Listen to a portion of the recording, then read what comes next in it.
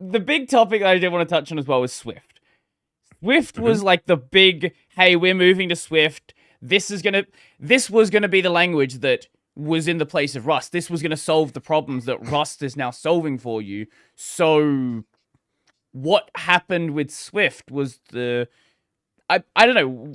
I have no knowledge at all here. Yeah, so I guess the story is that it kind of didn't happen. So we set out to adopt Swift as a second language in our code base.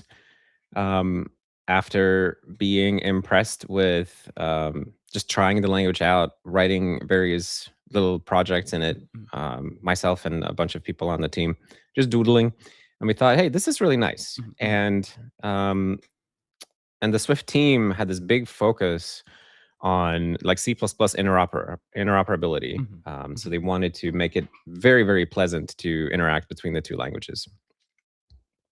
And I think, if I'm honest, I think a lot of what happened here is that I built up an idea in my mind of how freaking smooth the interop was going to be. And that these things were just going to sit there seamlessly side by side, and you wouldn't have to do any kind of build system hacks or anything. And like it wasn't anybody like selling me this. It was like me building this idea up for myself, I think.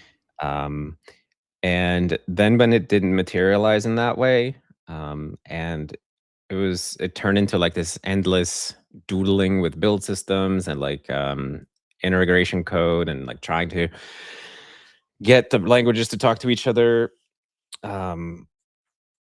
It just we just never made any substantial progress on it. And it became this thing that nobody wanted to touch because it was just, you could make such a much bigger contribution to the project by actually improving our web standard support, for example. So it's like, why would you spend a week battling the Swift build system when you could implement a CSS feature? Right. And yeah, but we attempted a bunch of things, and we had some very positive interactions with the Swift team. They helped us out with a bunch of stuff, but I think ultimately it just kind of never took off. It never gained that excitement and energy behind it that you need for something to actually happen, especially in a project like ours, which is like, a lot of people working on it are very driven by like wanting to build a browser, and they're kind of motivated by, hey, I want to make this website work. They don't want to sit and screw around with this. So we were a little bit going nowhere with it for a long time. And I think the idea behind Swift is great still, and I hope that they achieve everything they want with C++ interop, because I think it will be a great language for that one day, and a lot of code bases are going to benefit from having that. But for us, we need to be making tangible progress towards what we actually care about, which is building our browser. And Rust is, let's say, it's a very mature solution to this. And it works on all the platforms we care about. It has a great ecosystem full of cool stuff. And I think it got to a point where we just needed to make sort of a pragmatic choice rather than an idealistic choice about the future. And when we were looking at languages originally, Swift was one of them that we ended up sort of choosing, and Rust was the second one, which we also tried out a bunch, but people found it a little bit frustrating. I actually was going to direct you in that directly towards that. Keep going. That's gonna be my next follow-up. Yeah, so it was frustrating to work with, and I had that experience as well. I also found it frustrating, but now I think in the last 6 months or so, especially, like, programming has changed a lot. At least it has if you've been actively using AI in programming. So suddenly you have like this tireless tutor that can help you with anything, teach you anything, walk you through anything. And if you get stuck on something, he'll bang his head against it for you. And having that suddenly made dealing with those frustrations like much easier, because you could then, instead of having to like sit and dig through the manuals or Google on Stack Overflow and whatever, all the usual things that people say about LLM as programming assistants, they all work in the favor of like Rust is actually now suddenly a kind of nice candidate, because it actually has all the properties that we want, and the annoyances are much easier to deal with our AI assistant friends.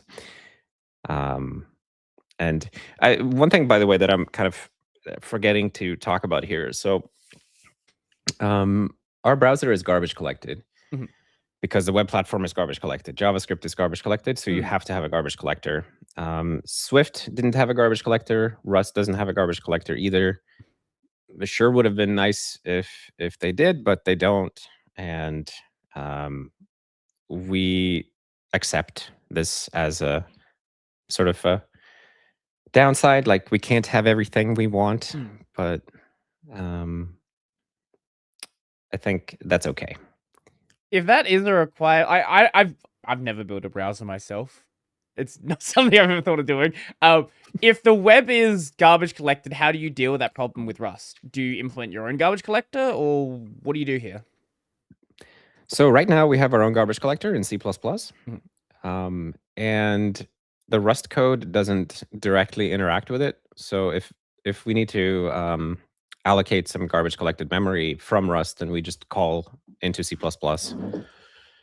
And that's kind of how that probably is going to work for the foreseeable future.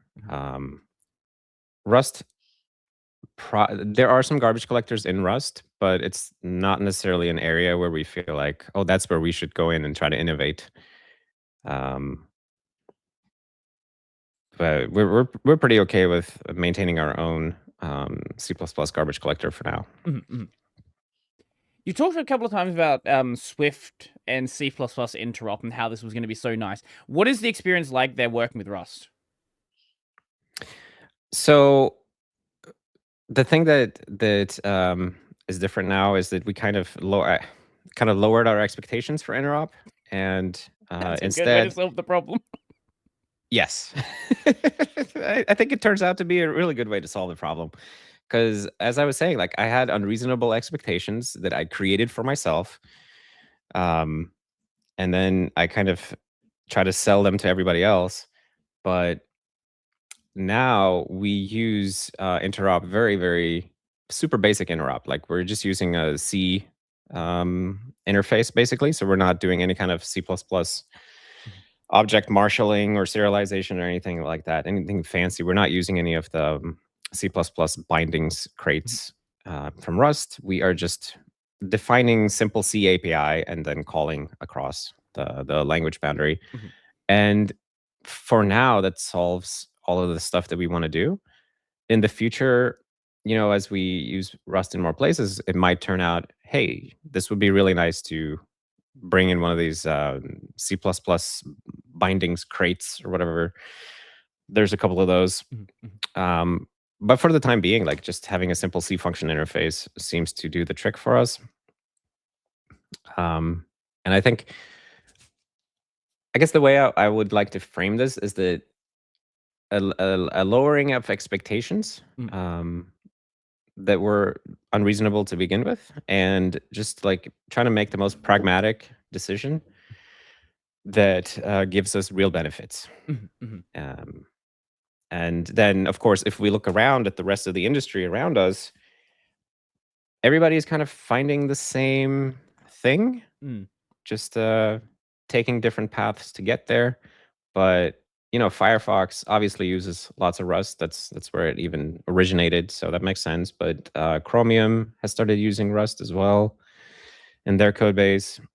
And lots of projects are. I think Linux started using it as well, right? It's in the And it just it seems was like, already in it's where Android things are even headed. before it entered the Linux kernel as well. Okay, yeah. Yeah, I mean, we see where the winds are blowing, and I think some people, when I first announced the Rust thing, then some people were saying like, "Oh, you're just buying into the hype Uh-huh. of Rust." Like, I think at this point, is it really hype? I If this had been like 6 years ago, maybe, I don't know. I was in university when the Rust, maybe like just after Rust beta, something like that. People were hyping Rust as like the future of everything back then. It was new, exciting, and wow, Rust is going to change everything. It's not really like, yeah, you can call it hype, but it's at the point where it has industry adoption. I think we're well Yeah. past that point. Like, you can have a career as a Rust developer. I think, like, if you want to talk about hype, go hang out with the Zig developers. They'll talk to you about hype. Sure, yeah. I No think shade to that's the Zig people, pretty but accurate. like, Rust No, is no, but at this point a that's very mature language. exactly. And it also feels like you mentioned Zig. I do feel like the same type of person who would previously talk your ear off about Rust Mhm, is now the type of person who talks your ear off about Zig, right? mhm, mhm, mhm. So the energy is still there. It's just moved to another language. Right. Um, and there's probably always, like, at any point in time, there's like a language that is the current hype language. Yeah, yeah. Um, but yeah, as you say, the industry has clearly spoken. Um, this is like an accepted good solution to a bunch of these problems. Mhm. And that's where things are headed. At this point, it's a little bit silly to try to pretend that it's this hype thing that's going away or something like that. Mhm, mhm. Yeah, but I will say it is nice that these hype beasts have disappeared from Rust or calmed down, um, because it was very difficult to talk. Like even 2 years ago when we were talking about Swift, Mm, it was still difficult to have that kind of conversation mm.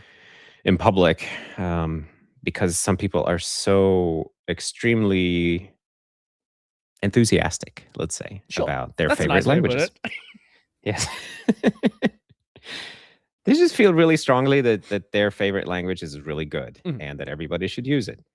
And yeah, No, that's okay. I definitely have noticed a sort of like a bit of a, I guess, mellowing out of that. And I guess now that the people who were hyping it up sort of they were proven right, right? You know, it has that industry adoption. It is serving a purpose.